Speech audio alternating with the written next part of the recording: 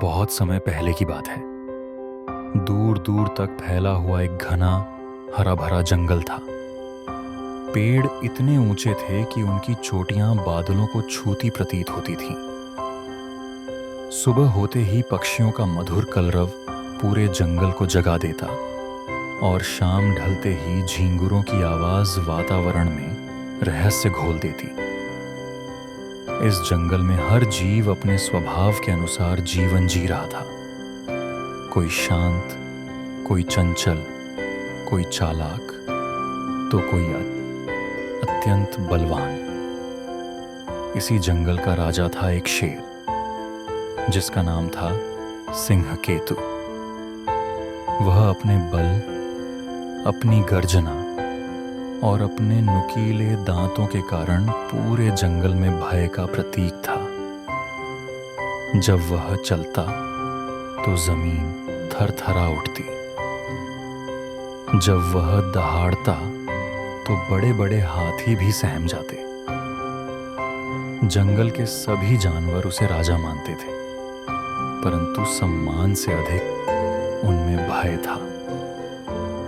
सिंहकेतु को यह भय अच्छा लगता था। उसे लगता था कि डर ही शासन की सबसे बड़ी ताकत है। वह रोज अपने पत्थर के सिंहासन पर बैठता और जानवरों को बुलवाता। कोई हिरण आकर उसकी ताकत की प्रशंसा करता, कोई भालू उसके साहस की, तो कोई सियार उसकी बुद्धि की। यह सब सुनकर सिंहकेतु का अहंकार दिन ब दिन बढ़ता चला गया। उसे यह विश्वास हो गया कि जंगल में उससे अधिक बुद्धिमान कोई नहीं। वह सलाह सुनना पसंद नहीं करता था। यदि कोई जानवर उसे कोई सुझाव देता तो वह उसे अपमान समझता। कई बार तो उसने सच्ची बात कहने वाले जानवरों को दंड भी दिया। उसी जंगल में एक बूढ़ी कछुआ रहती थी। उसका नाम था मंथरा। वह बहुत धीरे चलती थी, पर उसकी बुद्धि तेज थी। उसने दुनिया बहुत देखी थी। कई राजा आते जाते देखे थे। वह अक्सर कहती थी, बल से राज्य चलता है, पर बुद्धि से टिकता है। लेकिन सिंहकेतु कभी उसकी बात सुनने नहीं आया। एक दिन जंगल में अजीब सी हलचल होने लगी। पक्षी अचानक उड़कर दूर जाने लगे। हिरणों के झुंड इधर उधर भागने लगे। बंदर पेड़ों से कूदकर चेतावनी देने लगे। सबके चेहरों पर भय था। कारण था जंगल के पश्चिमी हिस्से में किसी अनजान शक्ति का आगमन। कोई नहीं जानता था वह क्या है। न उसने किसी को नुकसान पहुंचाया था, न ही दिखाई दिया था। पर रात के समय अजीब सी आवाजें आती थीं।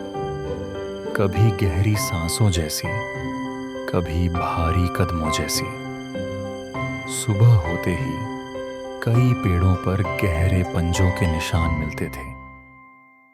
डर धीरे धीरे जंगल में फैलने लगा। सभी जानवर राजा सिंहकेतु के पास पहुंचे। उन्होंने हाथ जोड़कर कहा कि कोई अनजान जीव जंगल में आ गया है और सब भयभीत हैं। उन्होंने राजा से सुरक्षा की प्रार्थना की। सिंहकेतु जोर से हंसा। उसने कहा, इस जंगल में मेरे अलावा कोई राजा नहीं हो सकता। वह जो भी है मुझसे डरकर भाग जाएगा।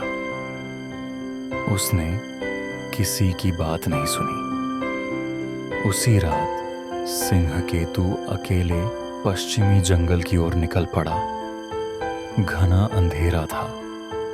चांद बादलों में छिपा हुआ था। हर ओर सन्नाटा था। अचानक एक गहरी आवाज गूंजी। कौन है? सिंहकेतु चौंका, पर डर को छिपाते हुए दहाड़ा। मैं इस जंगल का राजा हूं। आवाज फिर गूंजी, पर कोई दिखाई नहीं दिया। राजा वही होता है जिसे सब स्वीकार करें। यह सुनकर सिंहकेतु क्रोधित हो गया। वह इधर उधर देखने लगा, पर उसे कोई नहीं दिखा। तभी उसने देखा कि पास ही एक गहरी गुफा है। आवाज उसी दिशा से आ रही थी। जैसे ही सिंहकेतु गुफा के पास पहुंचा, उसकी ही दहाड़ गुफा से गूंजकर वापस आई, दोगुनी ताकत से। सिंहकेतु को लगा कोई उससे भी शक्तिशाली जीव है। वह घबरा गया। पहली बार उसके भीतर भय आया। वह पूरी रात वहीं बैठा रहा। सुबह होते ही थका हारा वापस लौट आया। जंगल में यह बात आग की तरह फैल गई कि राजा डर गया। कुछ दिन बाद वही बूढ़ी कछुआ मंथरा धीरे धीरे राजा के पास पहुंची। उसने विनम्र स्वर में कहा कि यह कोई जीव नहीं, बल्कि प्रतिध्वनि है। यदि राजा चाहता तो वह पहले ही सच्चाई जान सकता था। सिंहकेतु को अपनी गलती का एहसास हुआ। उसने पहली बार स्वीकार किया कि अहंकार ने उसकी बुद्धि को ढक लिया था। उस दिन के बाद उसने जंगल की सभा में सभी जानवरों को बोलने का अधिकार दिया। उसने सीखा कि शक्ति से डर पैदा किया जा सकता है, पर विश्वास नहीं।